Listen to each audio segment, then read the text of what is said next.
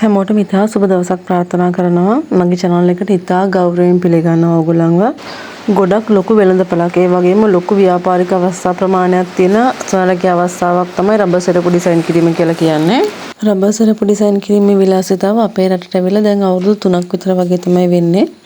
නමුත් හරියට කරන්න අරගෙන අවුරුදු 1කමාරක් 2ක් වගේ කාලයක් තමයි ගත වෙලා තියෙන්නේ. නමුත් තාමත් හරි අවබෝධයකින් මේ ව්‍යාපාරය කරන කට්ටිය ගොඩක් අඩුයි. හරියට කරන්න නම් මේ දේ ඕගොල්ලන්ට ඩිසයින්ස් ගැන ලොකු අවබෝධයක් තියෙන්න ඕන. ඒක මෙහෙමයි පුතේ මගේ channel එකෙන් ඕගොල්ලන්ට හැම ඩිසයින් එකක්ම කරන්නේ කොහොමද කියලා A to Z මුල ඉඳලම ඕන කෙනෙක්ට තේරුම් ගන්න පුළුවන් විදිහට මේක කියලා දීලා තියෙනවා. ඊට අමතරව මගේ කැටලොග් එකේ ඕගොල්ලන්ට බලා ගන්න පුළුවන් ඩිසයින් 100ක් විතර ඕගොල්ලන්ට අයිඩියාස් අරගන්න පුළුවන් ඒවෙන් කොහොමද කරන්නේ කියලා. අද දරුවෙක් මගෙන් අහලා තිබ්බ ෆොටෝ එකක් දාලා මිස් මේ ඩිසයින් එක කීයකටද මට විකුණන්න පුළුවන් කියලා. ඇත්තටම මට පුදුම සතුටුයි පුතේ. ඒක පුතේ විකුණන්න පුළුවන් අඩුම ගානේ 1200. ඊට වඩා උඩ ගානකට කොහොමත් විකුණන්න පුළුවන්. කලර් ස්ලිප් එකක් බොක්ස් එකක් ඩිසයින් 3කට වඩා ඒ සෙටප් එකට දාලා තිබ්බා. ඒ කියන්නේ අපි normally basic design 10ක් 12ක් තියෙනෝනේ අන්නේ ඩිසයින් වලින් හොඳම ඩිසයින්ස් 3ක් එකම සෙරප්පුවේ තිබ්බා. ඕගොල්ලෝ දන්නවා පාට සෙරප්පුව ඩිසයින් කරන්න කලිනුත් හවයි නාස් එකෙන් රුපියල් 700 800 වගේ ප්‍රයිස් වලට තමයි කඩේ විකුණන්නේ. ඒතකොට ඩිසයින් කරලා ඕගොල්ලන්ට කොහොමත් කිසිම කතාවක් නැතුව 1200න් උඩ විකුණන්න පුළුවන්. නමුත් ඕගොල්ලන්ට මේ ඩිසයින් එකක් හදන්න සම්පූර්ණ වියදම යන රුපියල් 500ක් විතර තමයි 500කටත් අඩුවෙන් කළුවේ වටනම්.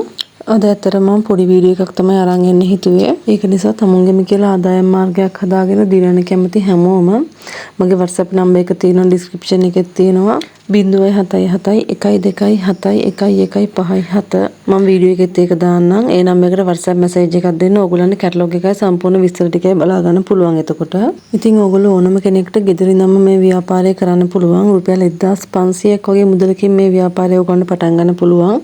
මොකද මුලදී ඕගොල්ලන්ට ගම් වර්ග දෙකක් ඕන කරනවා. ඒ හැම දෙයක්ම මම මගේ වීඩියෝස් වල මුලින් ඉඳලා කියලා දීලා තියෙනවා. B6000 මල්ටි බෝන් එකයි. B6000 මම එවන ස්මෝල් නැත්නම් මීඩියම් ගම් වලින් සාමාන්‍ය ස්මෝල් එකකින් සෙරප්පු 200 250 කලව ගන්න පුළුවන්. මීඩියම් එකකින් 300 350 කලව ගන්න පුළුවන්. ඒතර මල්ටි බෝන් ගම් එක තමයි පාවිච්චි කරන්නේ අපි ඕනමන්ස් මල්ල ඒ වගේ දේවල් අලවන්න.